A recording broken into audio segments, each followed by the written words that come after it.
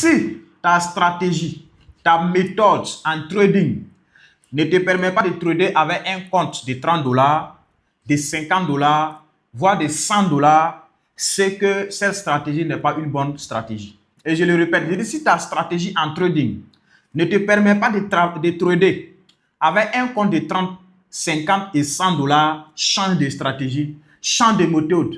Parce que ce que tu dois comprendre, ce n'est pas le capital même qui fait le trading en fait. Ce n'est pas le budget, gros budget qui fait le trading. Ce qui fait le trading, c'est ta stratégie, ta méthode de trading. Je vous parle en fonction de la réalité et en fonction des expériences que j'ai acquises durant mon parcours en trading. Vous savez, dans le début, j'avais cette mentalité-là.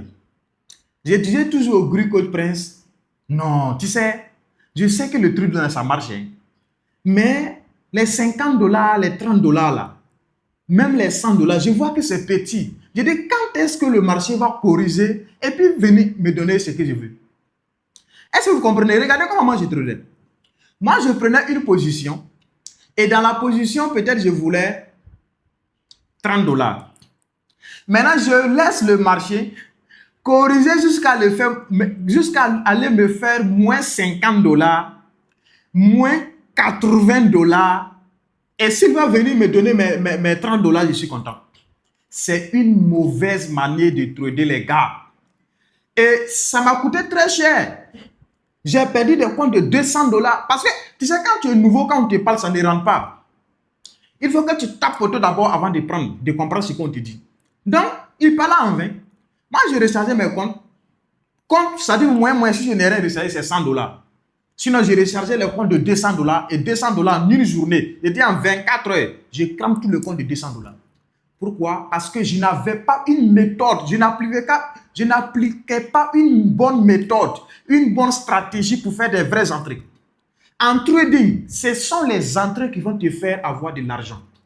Parce que si tu ne fais pas une bonne entrée, pas parce que le marché ne va pas aller dans ta direction, mais comme ton compte est petit, le fait que le marché commence à corriger, tu vas couper forcément la position parce que ton compte ne peut pas supporter.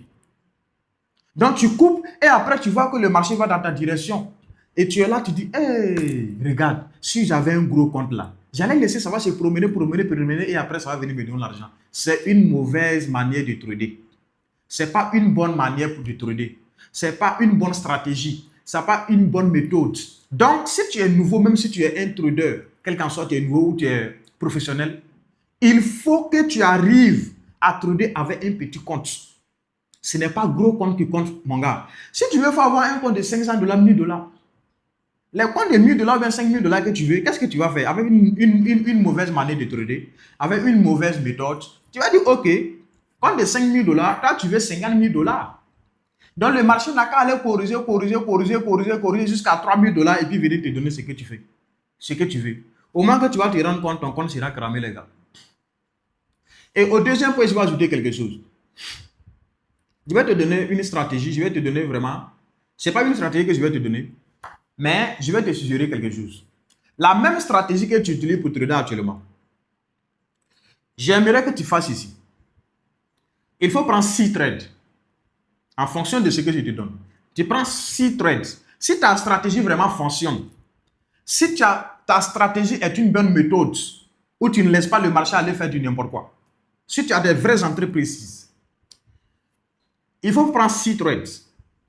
Maintenant, les 6 trades que tu vas prendre là, prends des positions.